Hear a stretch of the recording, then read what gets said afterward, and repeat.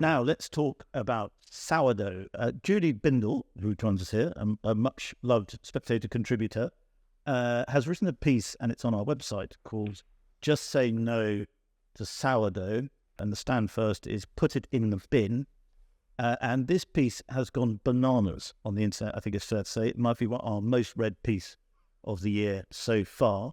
And it's a vicious attack, Julie, on sourdough bread. Let's start with the obvious question. What's your problem with sourdough? Everything. Look, first of all, I'm delighted that it's doing so well, but sometimes I put huge amounts of time and effort, blood, sweat and tears, writing about awful violence against women and girls, terrible unsolved crimes, and sourdough does better than that. Yeah. I'm going to become a food critic. You're not saying you didn't put an enormous amount of effort. Huge amount. But this is actually quite funny because it's been brewing in my head for a long time. And I've been kicking off about it with my friends, in restaurants, even in bakeries, high-end bakeries where I live in Cruchon, Crouch End, where everywhere I look, there's just sourdough, people asking for sourdough, restaurants with different cuisines, all serving it. And so my problem with sourdough, twofold. First, I don't like its taste or texture, which is pretty kind of basic.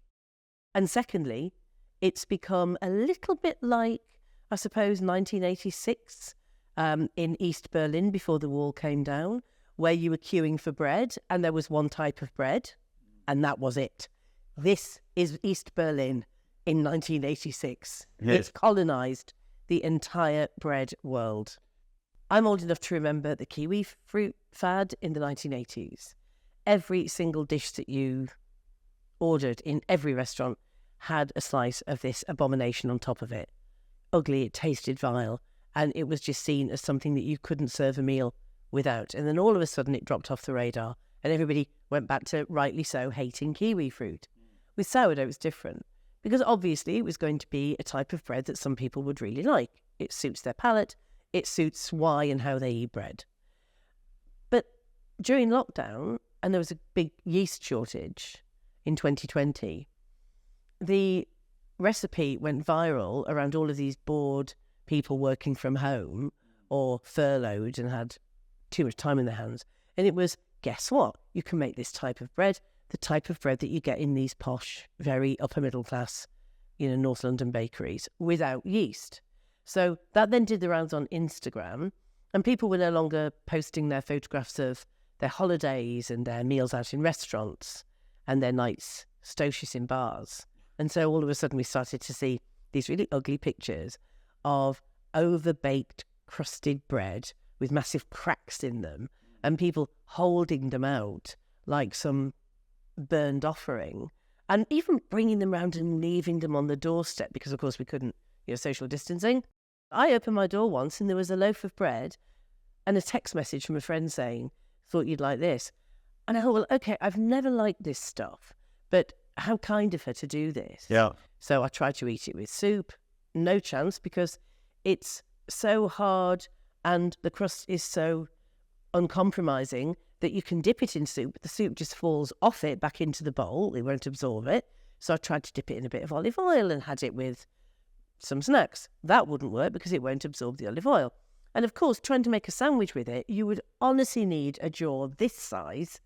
And you would be chewing it forever, and then you'd need to go to the dentist, and it was locked down and there were no dentists open. So I thought maybe after lockdown, it will start to get unpopular. Maybe people will have had enough. It's actually got even more stratospherically popular amongst people. Why? Well, I think I could answer that question a little bit, because your piece hurt my feelings slightly, because I am, as you would put it, a bread bro. I'm a bread bro. But you don't look like one, to be fair. I've never tried to be a kind of hipster or anything like that. But what happened is a few months ago, I went to a friend's house and we had some bread in the morning. And I said, this is very delicious. And she said, oh, I'll give you some of my starter, which, as you know, as you said, is the foul-smelling culture. Yeah. So she gave me some and I put it in the cart and I didn't really think I was going to actually use it. I just did it. But then, quite bored that evening, I decided to give it a go. And I realised it's actually incredibly easy. And you get a lot of compliments for doing something that's incredibly easy. And I also think looking after the mother, the starter, is a bit like gardening. It has its own pleasure because you're sort of living on, you're looking after a live culture. But anyway, as a result, I've actually brought, because I do bring it into the office. Oh dear, and you I don't have forced any people nerve, do you? to make Oh polite no, comments here's one you about it. prepared earlier. And so I'm not sure we've ever done this on Spec TV before, but here is it's not going to look very nice. But here is some sourdough bread that I've made. I'm here under false pretenses. You've been I was not stuffed up. told that this was part of my punishment. And then do you want butter? I will try a little bit of butter because that's the only way that it might actually slip down. Yeah, okay, we'll put lots of butter on it. And then you don't have to eat all of it, but just have a taste. I will have a taste of it. Because you complain about how hard the crust is. Well, the thing is that what I found was when I was eating sourdough is that the taste of blood doesn't really go well with bread. And that's what was happening. I actually had a mouth injury. Thank you very much. I had a mouth injury. Which you haven't recovered from. Which it actually a cut here on my lip from trying to chew a bit of sourdough that a colleague bought me. Yes. Thinking that I would like it because everyone else does. Okay. Here it is.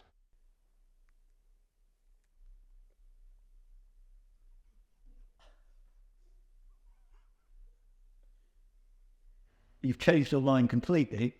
I can't wait for the reaction. It's very nice. Great. This is like Paul Hollywood reviewing a cake. It's very nice, but no disrespect. None taken. This is very different from the high-end bakery sort.